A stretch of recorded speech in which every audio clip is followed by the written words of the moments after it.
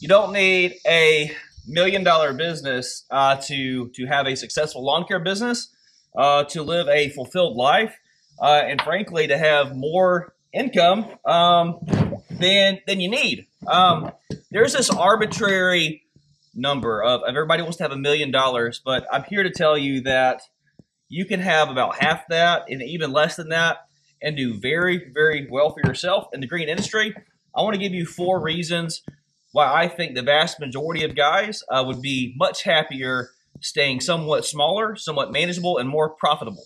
So where is all this stemming from? Well, like in the never-ending onslaught of hustle culture and grind, there's just this kind of stigma that if you're not going all in or if you're not going huge, then you're kind of a sellout on it. And I don't think that's true, man.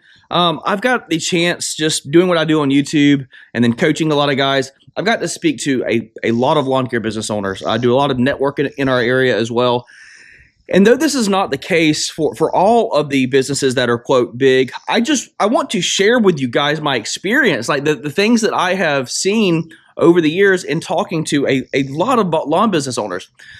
The guys who have just started creeping up into that $1 million mark, they are not doing any better margins most of the time than the guys who are in that $250,000 to $500,000 range. They're typically way more stressed, managing more employees. They're managing more trucks and trailers on the road. There's increased costs with insurances, with all that stuff riding around. And then they got office staff to kind of keep things going once you grow up to that size. And the margins, they just shrink very, very quickly from like $500,000 up to that $1 million mark. It's just what I've seen over the years. You really got to go well beyond $1 million to really get those economies of scale and then really start making good profit again. So that leaves us with what about the vast majority of guys who are like just starting a lawn care business, or maybe they got them on a helper or a few employees? Like, what is a good number? If you are solo and you're making 100 grand, and that's pretty good. But I'll say there's more available to you out there, even as a very small operation. And I really feel like 250,000 to 500,000, that is the sweet spot for the vast majority of small business owners, at least in 2025 right now. Like that sweet spot between 250 and 500, you can live a very, very good lifestyle. Your business pretty much is stress-free. You can pay a few employees really, really well, and your overhead stays, almost non-existent. You just don't have to have a lot of overhead, operating, at $500,000. So what do? You focus on profit and not just the top line revenue.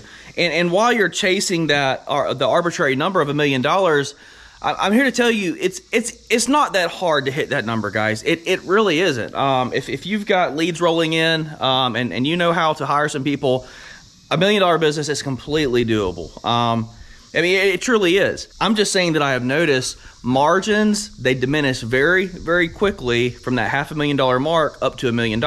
Do not chase top line vanity numbers just for the sake of chasing those vanity numbers. A well-run $500,000 a year business with healthy profit margins, I would say that if you had that type of business, like 99.99% of the population is going to be thrilled. Like they're going to be very, very happy. The next thing I would say is that with a smaller lawn care business, you have the ability to design your business around your life rather than the other way around. Contrast that with a business that needs a lot of oversight.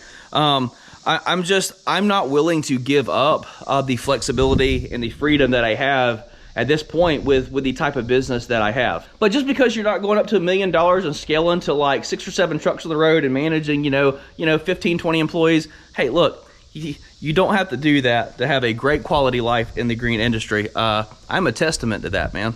Is this falling on deaf ears? Are you guys like, hey, I feel bad about myself because I don't have a huge business? Or are you like, hey, I'm doing pretty dang good for myself? My point is just do not let somebody's social media or YouTube account or their picture perfect Instagram account make you feel bad about what you're doing in business, all right? Hang in there. It's hard work, and you're probably doing a lot better than you're giving yourself credit for. Give yourself some grace, man.